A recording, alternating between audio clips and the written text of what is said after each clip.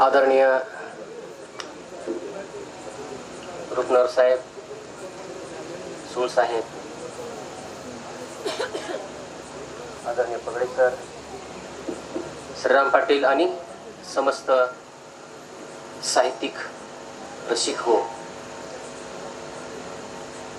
माझं नाव बालाजी पेटेकर खतगावकर. मी तालुका बिलोली, जिल्हा नांदेड इथून आलेला आहे. या थोडासा आवाज. आणि कवी संमेलन आता सर म्हणल्याप्रमाणे थोडंसं शेवटी म्हटलं की वाटते, पण तुम्हाला नक्की आम्ही यांची वेगळ्या एक धाटाची कविता तुमच्यासमोर सादर करणार आहे, जेणेकरून तुमच्या याच्यामध्ये एक नवचैतन्य निर्माण होईल. तर मित्र हो, आपण आपल्या समाजाचं साहित्य घेतोय, त्यासाठी अहिल्यादेवीच्या 4 ओळी सुरुवातीला म्हणतो ना, माझ्या कवितेला सुरुवात करतो. शूरवीर नारीचा इतिहास सांगिन, शूरवीर नारीचा इतिहास सांगिन, अरे रणांगणी लढली माझी अहिल्या वाघीन, रणांगणी लढली माझी अहिल्या वाघीन, चूल मूल सोडून घरदार अंगण, इतिहासात प्रथम नारीला दावले रणांगण, सैन्याच्या फौजेला दिलं सुरांचं दागिन, सुरांचं दागिन, रणांगणी लढली माझी अहिल्या वाघीन. अहिल्याबाईला ह्या 4 ओळी, त्यानंतर प्रत्यक्षात माझ्या कवितेकडे सुरू करतो. आजकालच्या प्रत्येकाच्या हातामध्ये एक वस्तू आहे, ते म्हणजे तुम्हाला माहित आहे की मोबाईल. आता मोबाईल बघितल्यानंतर आमच्यासारख्या कवींच्या मनामध्ये कविता आणि मोबाईल मध्ये व्यंग पद्धतीने, एक हास्य पद्धतीने मांडण्याचा मी प्रयत्न केलाय. कवितेच नाव आहे या टीव्ही मोबाईल मुळे.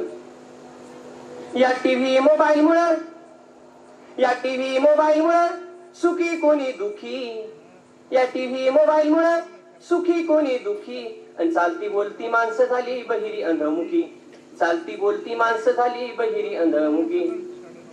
एका हातात बाईच्या असतो रिमोट, एका हातात बाईच्या असतो रिमोट, दुसऱ्या हाताने स्क्रीनवर फिरवी बोट, अधून मधून व्हॉट्सअपची, अधून मधून व्हॉट्सअपचे उठते त्यांना हुकी, चालती बोलती माणसं झाली बहिरी अंधमुखी, चालती बोलती माणसं झाली बहिरी अंधमुखी.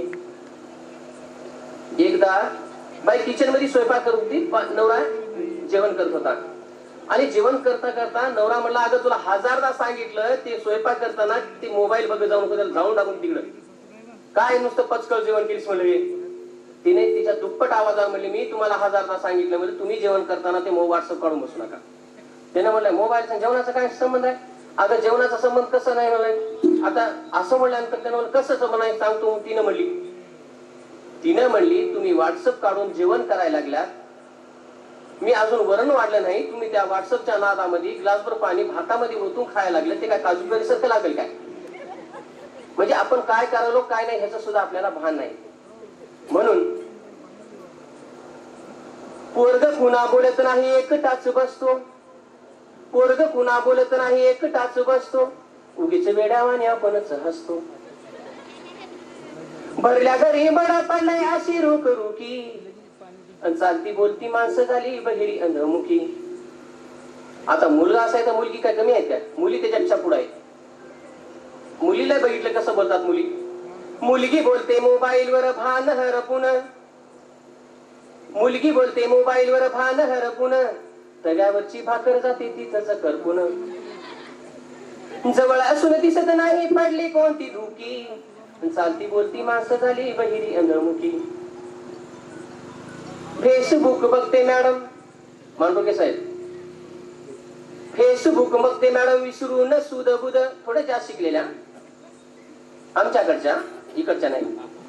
फेसबुक बघते मॅडम विसरून सुद बुद, तिच्या पुढं मस्त मांजर पिते दूध, बाळाचा घास भरवते, बाळाचा घास भरवते कुत्र्याच्या मुखी, आणि चालती बोलती माणसं झाली बहिरी अंधमुखी, चालती बोलती माणसं झाली बहिरी अंधमुखी.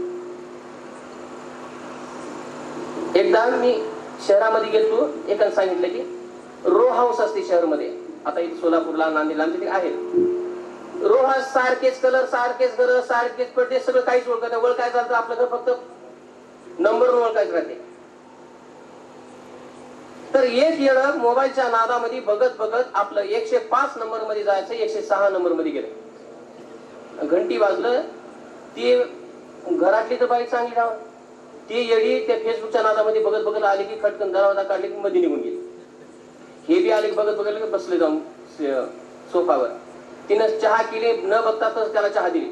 हे बी न बघता तसं चहा पिलं. दोघं मोबाईलच्या नादामध्ये एकमेकाला काहीच बघले नाही. त्यानंतर बसला की अजून पुन्हा बेल वाजली. आता बेल वाजल्याने तुम्हाला कळलं असं आता कोण आला असेल? तिचा खरा नवरा. खरा म्हणजे खोटा नव्हता, खराच नवरा. तर बेल वाजली आणि तिनं काढायचं येणं आपला आपण मोबाईल बघत हेनं गेला अजून पुढे काढायला. दार खटकून काढल्या पुढं तिचा नवरा. त्यानं तर शाणार राव, ते टिकटॉकच्या नादामध्ये असं बघत बघत साधलं ते बी. आणि ह्याला बघलं की स्वारी तुमचं घर व्हाय का म्हणून पलीकडे निघून गेलं. म्हणजे आपण काय करावं हे सुद्धा आपल्याला भान आहे. म्हणून आता क्रिकेटचं काय मी बघितलं नाही, 4 वेळी लिहिल्याचं.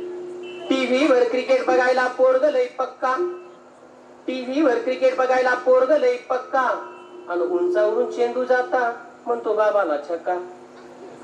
टीव्हीवर क्रिकेट बघायला पोरग लय पक्का, उंचावरून चेंडू जाता म्हणतो बाबाला छक्का.